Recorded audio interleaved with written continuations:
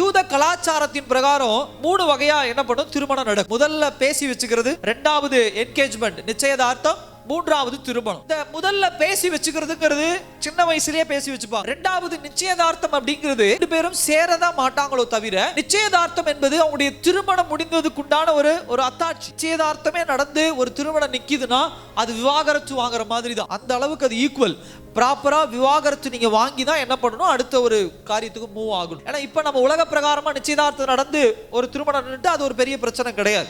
ஏன்னா திருமணம் முடிந்து அது ரிஜிஸ்ட்ரேஷன் ஆகி அதுக்கப்புறம் தான் நம்ம பிரியணும் அப்படின்னா டிவோர்ஸ் வாங்கணும், விவாகரத்து நம்ம வாங்கணும். அப்புறம் 3வது திருமணம். இதுதான் யூத கலாச்சாரத்தின்படி இருக்கக்கூடிய ஒரு விஷயம். யோசேப்பினுடைய வாழ்க்கையில 2 அத்தியாயம் முடிஞ்சிருச்சு. 2வது என்கேஜ்மெண்ட் நிச்சயதார்த்தமும் நடந்துருச்சு. இவங்க தான் ஊர் அறிய உலகறிய அறிக்கையிட்டாச்சு. யோசேப்பினுடைய இருதயத்துல மரியாளுடைய மனைவி அப்படின்னு சொல்லியாச்சு, மரியாளுடைய இருதயத்துல யோசேப்பினுடைய கணவன் அப்படின்னு என்ன பண்ணியாச்சு சொல்லியாச்சு. இப்படிப்பட்ட காரியங்கள் நடந்து அடுத்த ஒரு சந்தோஷமான பயணம் எப்பொழுது அப்படின்னா திருமணம் அப்படிங்கிற ஒரு காரியம். என்றைக்கு நாம இணைக்கப்பட போகிறோம், என்றைக்கு நாம சேர போறோம், நம்ம குடும்பம் எப்படி, நம்ம ஒரு வீட்டில் வாழ போறோம், மனைவியோட சந்தோஷமா இருக்க போறோம், கணவனோட சந்தோஷமா இருக்க போறோம், குழந்தைகளை பெற்றெடுக்க போறோம், குழந்தைகளை ஸ்கூல்ல சேர்த்த போறோம், படிக்க வைக்க போறோம், அந்த குழந்தைகள் வளர்ந்தோன்னா அவங்களுக்கான காரியங்கள், பல கனவுகள், பல சந்தோஷங்கள். இவங்களை கல்யாணத்துக்கு கூப்பிடணும், அவங்களை திருமணத்துக்கு கூப்பிடணும், திருமணத்தை இந்த மாதிரி கிராண்டா நடத்தணும், இந்த மாதிரி சேர்க்கணும், எல்லாம் அந்த காலம் தொடங்கி இந்த காலம் வரைக்கும் அப்படிப்பட்ட ஒரு மனநிலைமை தான் என்ன பண்ணும் இருக்கு. இப்படிப்பட்ட ஒரு மனநிலைமையில் இருந்த யோசேப்புக்கு கர்த்தருடைய ஸ்கிரிப்ட் வெளிப்படுது.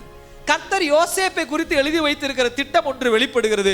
என்ன திட்டம் வெளிப்படுகிறது? யோசேப்பு, உன்னுடைய மனைவி பிரெக்னண்டா இருக்கா. இப்ப இவன் எதிர்காலத்திற்கு போட்ட திட்டங்கள் எல்லாம் அப்படியே என்ன ஆயிடுச்சு, சடனா உடைஞ்சிருச்சு. மனைவி கர்ப்பம். இப்ப ஒரு பிராக்டிகலா உலகத்துல அப்படியே மனநிலைமை எப்படிப்பட்டதா இருக்கும்?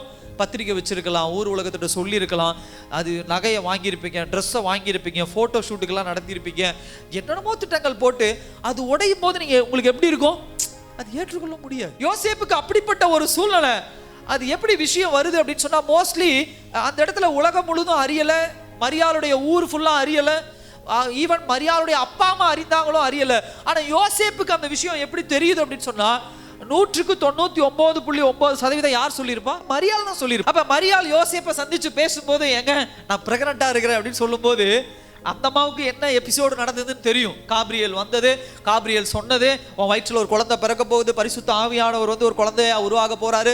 இது எல்லாம் அப்படியே அழகா யாருக்கு தெரியுது? இந்த ஸ்டோரிய யோசேப்பிட்ட சொல்லும் போது யோசேப்பு மனநிலைமை எப்படி இருக்கும் யோசிச்சு பாருங்க. என்ன பயங்கரமான ஒரு கதை கட்டுற. நம்ம அப்படி சொல்லுவோமா, சொல்ல மாட்டோமா? தேவனுடைய ரகசியங்கள் வெளிப்படும் போது முதலாவது பிரச்சனை என்ன தெரியுமா? நீங்களும் நானும் போட்டிருக்கிற திட்டங்கள் அனைத்தும் என்ன பண்ணும்? உடைந்து போகும்.